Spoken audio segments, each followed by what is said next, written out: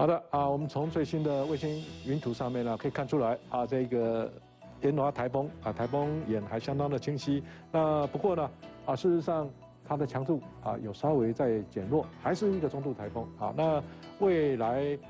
它主要开始呢，我们也可以看到它原来走得非常的慢，现在已经开始有一点方向跟移动了所以这个跟预测资料是差不多的。那我们也可以看到，今天呢，这个台湾地区呢，就是受到它的外围的云系不断的有一波一波的云系通过因为台风离得还远所以但是这样子的雨呢，也带来了在迎风面上面带来不少雨。那我们来看一下今天的这个雷达回波就可以显示出来在雷达回波上面是可以看到这个台风中心的在这个位置走得不是很快。那台湾呢，可以看到这整个环流根本没有碰到台湾，台湾主要是外围的这个水汽，那不断的在迎风面上面一波一波的所以像这样的雨呢，虽然不是非常的大但是整天从昨天到今天呢这里还是有雨量超过300毫米的。那我们来看一下这一个警报目前发布的情形呢，可以看到台风呢将来就会慢慢的在往石垣岛、宫古岛这一个中间的这一个海域呢来穿过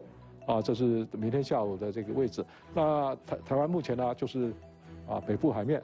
这个东半部海面是海上警报的警戒范围。那当然在这些海域呢，航行作业船只要严加的戒备。那这个整个台风呢对我们陆地影响的这个时程呢，我们来看一下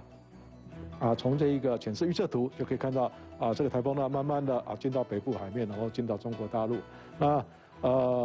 它的这一个暴风圈呢将来会有一段时间非常靠近台湾的这一个东北角这里所以是不是会符合发陆上警报的这个条件呢气象局会仔细的评估不过这一个台风对台湾陆地的影响呢，不管有没有发警报影响程度大概已经可以蛮确定的，就是在今天主要就是外围环流造成这一个北台湾不断的累积雨量。那明天的话这个北台湾的雨呢就会越来越多因为这个云系越来越接近了，会比较厚实，那这个频率也会比较高这个雨带的频率会比较高，所以雨量会累积的比今天还要快。那我们可以看一下今天呢就是刚才讲的雷达看到的这些回波呢，在今天已经出现了这样子的雨量了。事实上在新竹这个北府最大的雨量呢，我刚刚看了资料大概已经到300了。那我们来看一下这一个未来这一个整个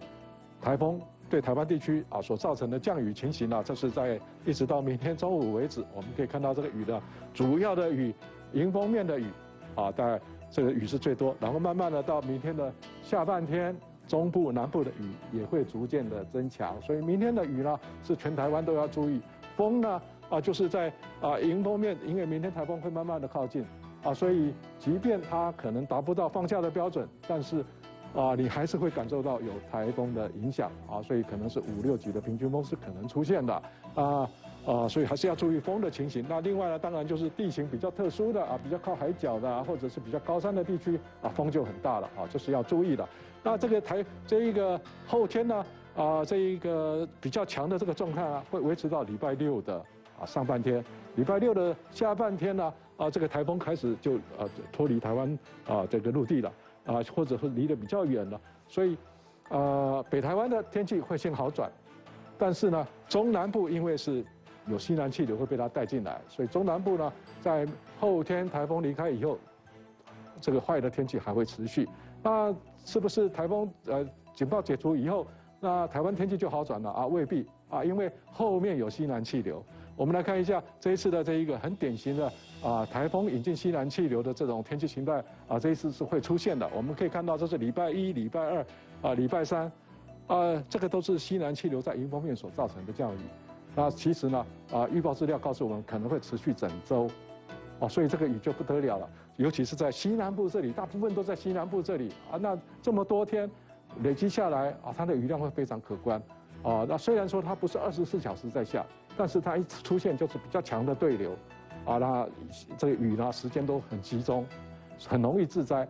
所以下礼拜就是从礼拜天、礼拜6开始一直到下礼拜我们南部地区的民众一定要特别的注意。以上是最新的气象。